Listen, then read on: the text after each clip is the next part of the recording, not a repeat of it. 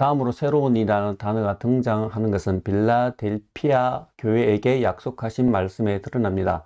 예수님께서는 빌라델피아 교회에게 하나님 말씀을 끝까지 충성되이 잘 지키는 사람들에게는 하나님의 이름과 하나님의 성, 즉 새 예루살렘의 이름과 예수님의 새로운 이름을 그 위에 적어줄 것이라고 약속을 해주고 있습니다.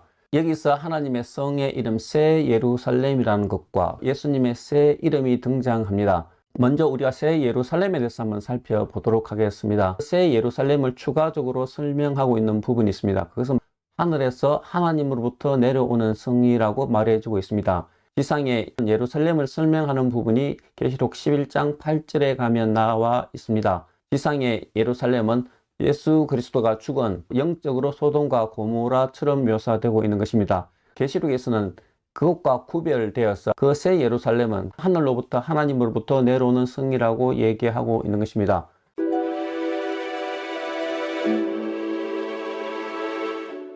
그러면 이 새 예루살렘을 묘사하고 있는 부분이 다른 곳에 있습니까? 예, 있습니다. 그것은 이사야 62장에 들어가면 하나님께서 이스라엘 백성을 새롭게 회복시키고 난 뒤에 그 이스라엘 백성을 뜻하는 예루살렘에게 새로운 이름을 줄 것이라고 얘기하고 있습니다.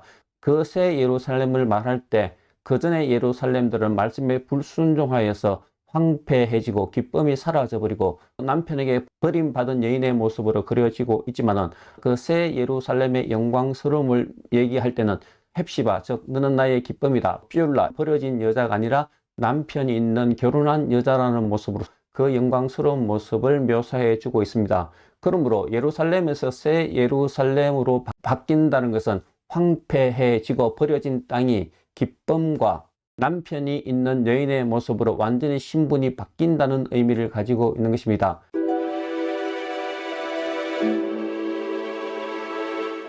이것은 계시록에 들어와서도 동일하게 됩니다. 하나님의 백성은 계시록 11장 2절에 거룩한 성으로 불려지고 있습니다. 우리가 예수 그리스도를 믿음으로써 이미 거룩한 성인 새 예루살렘이 되었지만 예수 그리스도가 재림하기 전까지는 이 거룩한 성은 예수 그리스도의 복음을 전하는 데 있어서 고난과 핍박을 당하면서 베옷을 입은 신부의 모습으로 묘사되어지고 있습니다. 하지만 하나님께서 지금은 너희가 베옷을 입고 복음 때문에 고난을 당하는 하나님의 신부로 되어 있지만 이 복음이 세상 끝까지 전해지고 예수 그리스도가 재림하시게 될 때에는 너희가 바로 이사야 62장에서 말한 그 예루살렘처럼 지금과는 질적으로 다른 예루살렘으로 바뀌게 될 것이라는 것을 이 새 예루살렘이라는 단어를 통해서 말해주고 있습니다.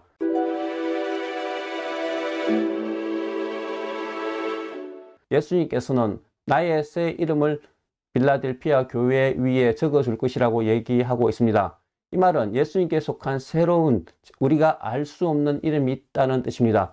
이것을 이해하기 위해서는 계시록 19장의 마지막 전투에서 드러나는 예수 그리스도의 이름을 통해서 알 수가 있습니다. 마지막 전투가 벌어질 때 예수님께서는 백마를 타고 오십니다. 그 전투에서 예수님은 자신의 이름을 세 가지로 말해주고 있습니다. 첫 번째는 충성과 진실이다. 즉 다른 말로 하면 예수님은 자신의 말씀을 지키시는 충실하신 분이고 그리고 진실된 분이시라는 것을 자신의 이름을 통해서 말해주고 있습니다. 두 번째는 예수님의 이름은 하나님의 말씀이라고 얘기하고 있습니다. 세 번째는 예수 그리스도의 이름이 있는데 그것은 예수 그리스도밖에 알 수 없는 이름이라고 되어져 있습니다. 이것이 바로 이 세 이름과 관련이 되어져 있습니다. 우리가 예수 그리스도를 믿고 하나님의 백성이 되었을 때 우리는 예수님께서 행하신 일을 믿음으로써 예수님께서 행하신 모든 것이 우리가 행한 것으로 간주되기 때문에 하나님의 백성이 될 수 있는 것입니다. 그러므로 우리가 지금 예수 그리스도를 믿고 하나님의 백성이 되기 위해서 즉 구원을 받기 위해서 필요한 예수 그리스도의 이름에 내포된 의미는 다 알고 있다고 말씀하고 있습니다. 하지만 예수 그리스도께서는 마지막 전투 즉 예수님께서 재림하셨을 때는 지금 우리가 알 수 없는 새로운 이름이 있다고 얘기해 주고 있는 것입니다.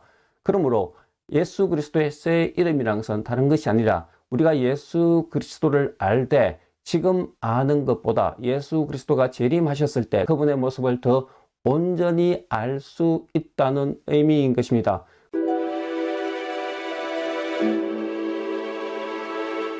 그러므로 새 예루살렘과 예수 그리스도의 새 이름을 빌라델피아 교회에게 준다는 것은 너희가 하나님의 영광에 참여하게 되지만은 그 영광은 지금 너희가 알고 있는 영광과는 질적으로 다른 영광이고 그것은 그때 갔어야 알 수 있다는 말을 이 말에 포함하고 있는 것입니다.